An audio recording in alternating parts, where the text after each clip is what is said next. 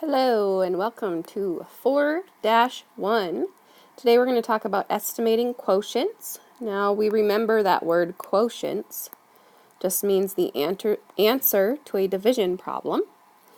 You can use rounding and compatible numbers to estimate quotients when dividing by two-digit divisors.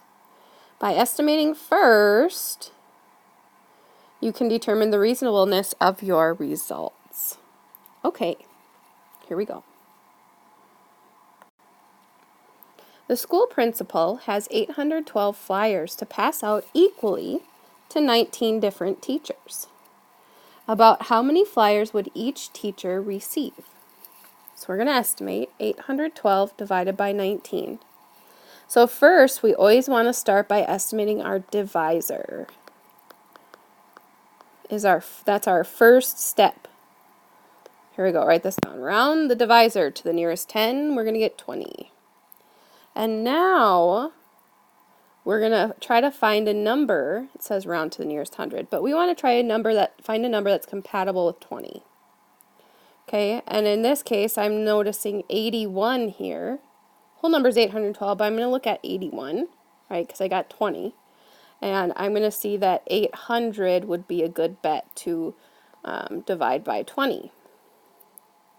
Because then 2, I can do 8. 800 divided by 20. Why do I have to write it again? 8 divided by 2 is 4. These zeros cancel each other out. There's 1 left. So my answer is going to be 40. So each teacher would receive about 40 flyers.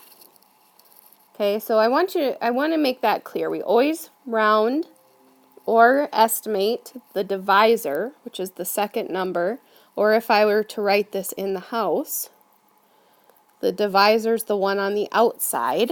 Okay, it's either the second number or the one on the outside. It's the number we're dividing by. That one we round first, or estimate that one first. And then we can go and do our work.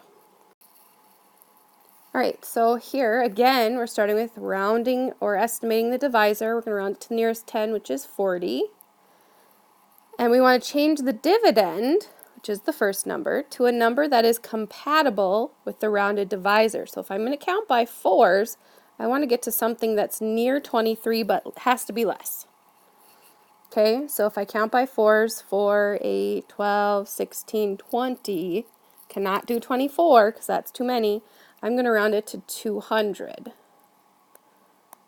Okay, so I'm going to do what is 200 divided by 40. Well, I can't do 2 divided by 4, so I have to do 20 divided by 4, which is 5. Zeros cancel each other out, so the estimate is 5. So we're going to check using multiplication. So I'm going to do 5 times 40.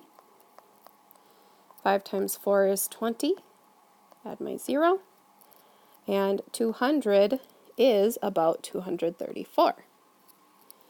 There we go. Let's look at one more problem here.